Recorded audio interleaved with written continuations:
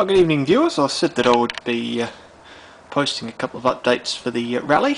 So we've been out shopping today. We realised that we're going to need some stuff to pair our radios with on the weekend.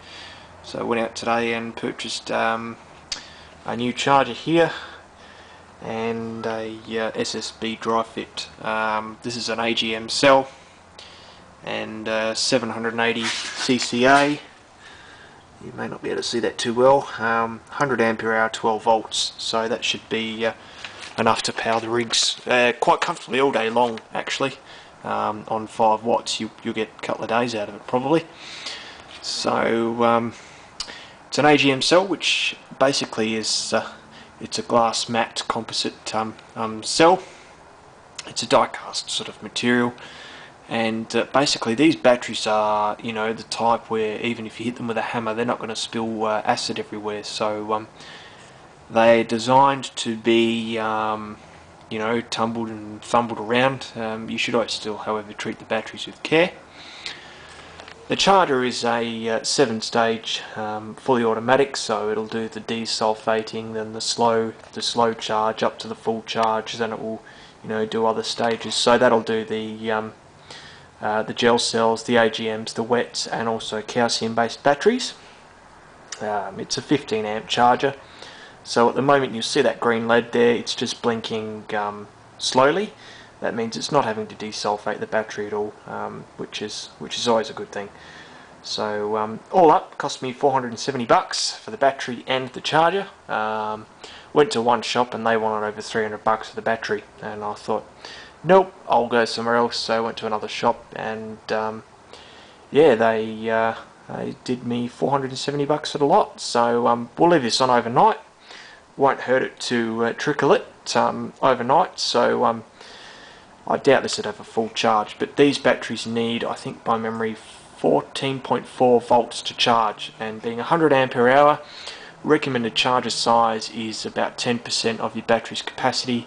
So you'd need a 10 amp charger, and I've gone 15, so I've got a little bit of spare juice in the charger.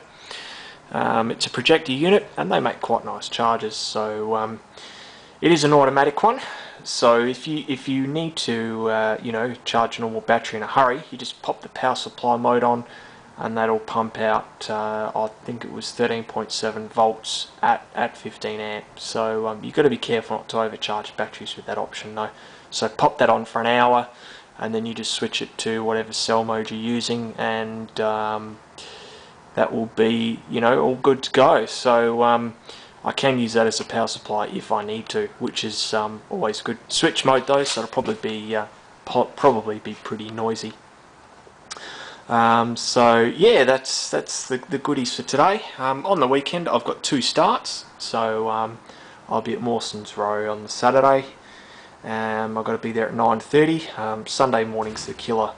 We've got to be out at 8 ways for 5:45 meeting. So that's about an hour and a bit's drive from here up near Monado Zoo. So that'll be straight up the freeway. So there you go, and obviously there's Dad's peerless compressor as well. I'm sure you guys will be and the JMEC PEM air hose set up there. So yeah, that's quite a nice compressor, that one. That's the biggest thing you can get that runs off standard 240 volt mains as well, so it's quite a beefy compressor. Now that's about all I know about compressors. I don't know anymore. But this battery with AGMs, you've got to be careful. You don't really need to run them any lower than about 60% of their charge. Any lower you'll start actually ruining the cycles.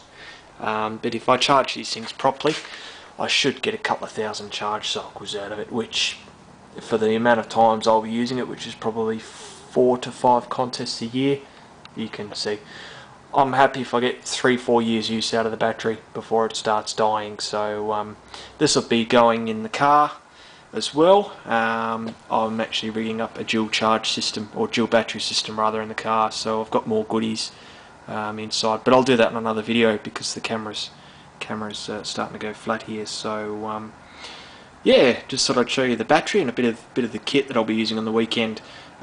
This battery may not get brought into service, but just depends on what other partners will be bringing, but I'll have this out there as a backup. So yeah, I might look at later on in the year getting another one of these batteries, and we'll also be looking at getting probably a 7 or 8 amp solar panel as well. We might go a bit bigger, see if we might get a 15 amp solar panel as well.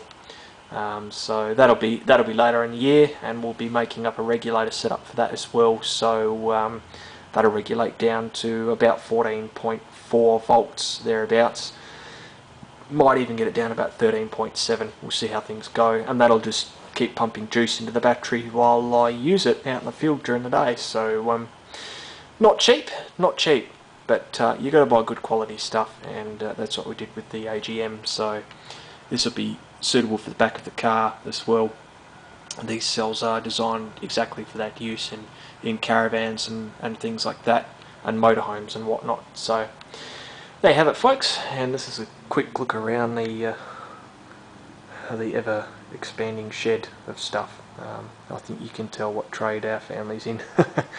There's the trolley jack there of all sorts, and there's chrome tools and all sorts of shit scattered about the place, but you won't see me out in the shed very often. So anyway, guys, we'll let that charge, we'll head inside, and we'll catch you over the weekend. We'll try and get some video and photos, and we'll make a bit of a video out of it. So should be good fun.